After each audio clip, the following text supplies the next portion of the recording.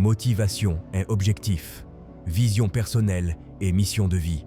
Avoir une vision personnelle, c'est choisir consciemment la direction que l'on souhaite donner à sa vie. C'est une boussole intérieure, souvent invisible aux autres, mais profondément ressentie par soi.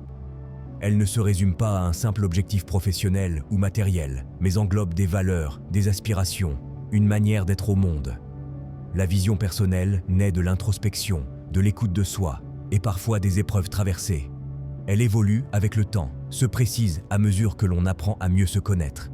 La mission de vie, quant à elle, est l'expression concrète de cette vision.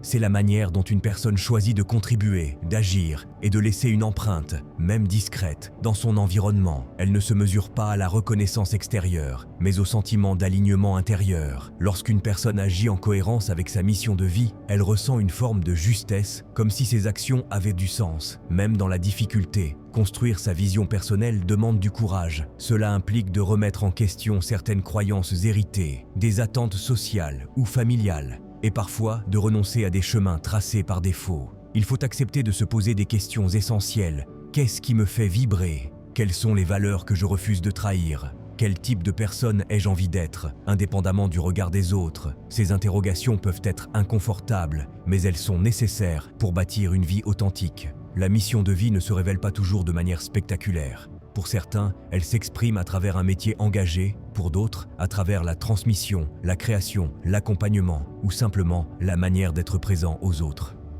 Elle peut prendre la forme d'un engagement quotidien, discret mais constant.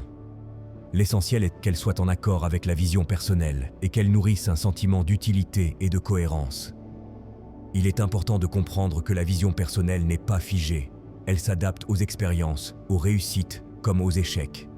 Les moments de doute ou de rupture peuvent même devenir des catalyseurs puissants pour la redéfinir. Une mission de vie peut évoluer, se transformer, s'élargir. Ce mouvement n'est pas un signe d'instabilité, mais de croissance intérieure. Vivre aligné avec sa vision et sa mission demande de la discipline et de la bienveillance envers soi-même. Les obstacles, la fatigue, la peur de l'échec ou du jugement font partie du chemin. Pourtant, chaque pas effectué en conscience renforce la confiance en soi et donne plus de profondeur à l'existence. L'alignement ne signifie pas une vie sans difficulté, mais une vie dans laquelle les efforts ont un sens. Conclusion.